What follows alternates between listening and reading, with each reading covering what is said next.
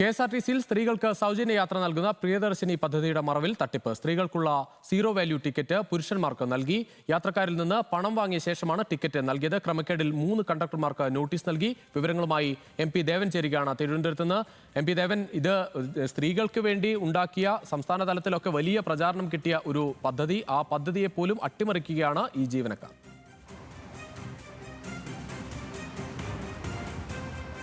തീർച്ചയായും Rucheesh, U D F സർക്കാരിന്റെ ഒരു വാഗ്ദാനം തന്നെയായിരുന്നു ഇന്ദിരാ ഗ്യാരണ്ടി എന്ന് പറയുന്ന പേരിൽ പ്രിയദർശിനി പദ്ധതി സംസ്ഥാനത്ത് അവതരിപ്പിച്ചത്. അതിൽ KSRTC ബസ്സിൽ സ്ത്രീകൾക്ക് സൗജന്യമായി യാത്ര ചെയ്യാമെന്നുള്ളതായിരുന്നു ഈ പദ്ധതിയുടെ ഏറ്റവും വലിയ പ്രത്യേകത. അത് വലിയ രീതിയിൽ തന്നെയാണ് UDF പ്രചാരണായുധമാക്കിയതും ആ പദ്ധതി നടപ്പിലാക്കാൻ ശ്രമിച്ചതുമെല്ലാം. പക്ഷേ വ്യാപകമായ രീതിയിൽ ഈ പ്രിയദർശിനി ബസ്സിന്റെ സർവീസിന്റെ പേരിൽ തട്ടിപ്പ് നടക്കുന്നതായാണ് ഇപ്പോൾ കണ്ടെത്തൽ. CMD വിഭാഗം ഇന്നലെ നടത്തിയ മിന്നൽ പരിശോധനയിൽ ഈ പറയുന്ന പോലെ തന്നെ പത്തനാപുരം ഡിപ്പോയിലെ ഒരു കണ്ടക്ടറെ കൈയോടെ പരിശോധന വിഭാഗം പിടികൂടുകയായിരുന്നു.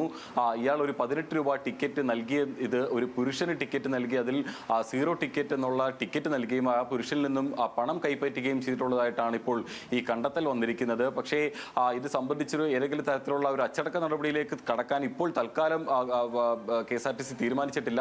ആദ്യഘട്ടത്തിൽ ഉദ്യോഗസ്ഥർക്ക് ഒരു താക്കീത് നൽകിക്കൊണ്ട് തന്നെ കൂടുതൽ അന്വേഷണം ഇക്കാര്യത്തിൽ നടത്താനാണ് ഇപ്പോൾ KSRTCയുടെ തീരുമാനം. പ്രത്യേകിച്ചും തിരുവനന്തപുരം, കൊല്ലം ജില്ലകളിലാണ് പ്രിയദർശിനി ബസ് ഏറ്റവും കൂടുതൽ സർവീസ് നടത്തുന്നതും കുറച്ചുകൂടി ജനങ്ങൾ അതിൽ യാത്ര ചെയ്യുന്നതും വലിയ രീതിയിൽ തിരക്ക് ഈ ബസ്സുകളിൽ അനുഭവപ്പെടുന്നതും മറ്റൊരു രീതിയിൽ തട്ടിപ്പിന് ജീവനക്കാർ ഉപയോഗിക്കുന്നു എന്നതാണ് ഇപ്പോൾ ഉയരുന്ന ഒരു പരാതിയായി വരുന്നത്. കാരണം 14,000 രൂപയ്ക്ക് മുകളിൽ ബസ്സിൽ കളക്ഷൻ വന്നു കഴിഞ്ഞാൽ അതിൽ 1%, അതിനുശേഷം വരുന്ന ഓരോ ശതമാനത്തിനും ജീവനക്കാർക്ക് അതിന്റെ കമ്മീഷൻ ലഭിക്കും. അങ്ങനെ ഈ പ്രിയദർശിനി ബസ്സുകളിൽ തിരക്ക് വർദ്ധിക്കുന്നതനുസരിച്ച് തന്നെ പല രീതിയിൽ ഈ വ്യാജ ടിക്കറ്റുകൾ നൽകിക്കൊണ്ട് തന്നെ കളക്ഷൻ വർധനവ് കാണിച്ചുകൊണ്ട് ആ രീതിയിൽ അതിന്റെ കമ്മീഷൻ തട്ടിപ്പ് നടത്തുന്നതായി പരാതി വരുന്നുണ്ട്. ഏതായാലും KSRTCക്ക് മുന്നിൽ ഈ വിഷയത്തിൽ പരാതി വന്നിരിക്കുന്ന സാഹചര്യത്തിൽ വ്യാപകമായ പരിശോധന നടത്താൻ തന്നെയാണ് KSRTCയുടെ തീരുമാനം. പ്രത്യേകിച്ചും ഈ പറയുന്ന പോലെ തന്നെ തിരുവനന്തപുരം, കൊല്ലം ജില്ലകളിലും മറ്റ് തിരക്കുള്ള മേഖലകളിൽ പ്രിയദർശിനി ബസ്സിൽ കൂടുതൽ തിരക്ക് അനുഭവപ്പെടുന്ന മേഖലകളിലും ഇത്തരത്തിൽ മിന്നൽ പരിശോധന തുടരാനും ഇപ്പോൾ KSRTC തീരുമാനിച്ചിട്ടുണ്ട്.